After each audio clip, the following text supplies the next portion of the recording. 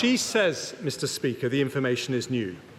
But she herself told the Financial Times, you don't need to win an election to find out the state of public finances, as we've got the OBR now.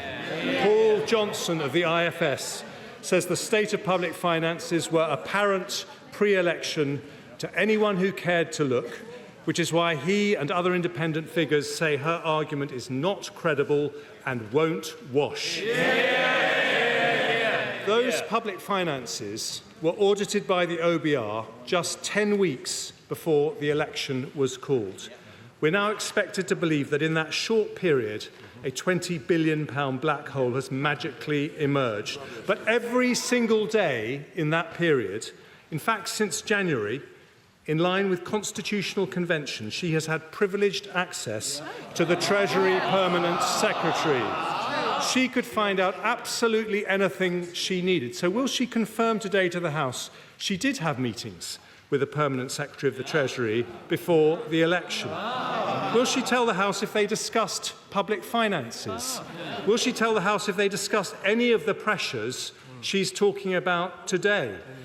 And if so, why are we only hearing today what she wants to do about them? That's why today's exercise is not economic, it's political. She wants to blame the last Conservative government for tax rises and project cancellations she's been planning all along. The trouble is, even her own published numbers expose the fiction behind today's announcement. Just 4 days ago, she presented to the House the government's estimates of spending plans for the year. Those estimates are a legal requirement, and the official guidance manual is clear. Departments are responsible for ensuring that estimates are consistent with their best forecast of requirements. They're signed off by the most senior civil servants, the accounting officers in every department. Yet 4 days on, the Chancellor is saying those estimates are wrong. So who's right, politically neutral civil servants or a political Chancellor? If she's right, will she ask the Cabinet Secretary to investigate those civil servants? And will she apologise to the House for laying misleading estimates?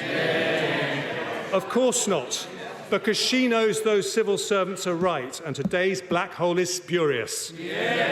Just like when she says she inherited the worst set of economic circumstances since the Second World War. When BBC Verify asked a professor at the London School of Economics about that claim, he responded, I struggle to find a metric that would make that statement correct. Because, Mr. Speaker, the metrics speak for themselves. Inflation is 2% today, nearly half what it was in 2010, when we had to clear up the mess inherited from a Labour government. Unemployment is nearly half what it was then, with more new jobs than nearly anywhere else in Europe. And so far this year, we're the fastest growing G7 economy. And over the next 6 years, the IMF say we will grow faster than France, Italy, Germany or Japan. Indeed, just 2 days before the election was called, the managing director of the IMF praised the previous government's handling of the economy and said it was in a good place. This week, the Institute for Fiscal Studies said it was not a bad situation to take charge of and certainly not comparable to the 1940s or 1970s. Mr. Speaker, if you're in charge of the economy, it's time to stop trash-talking it.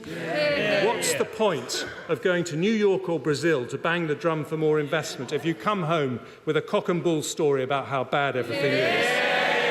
She should stop playing politics with Britain's reputation and get on with running the economy.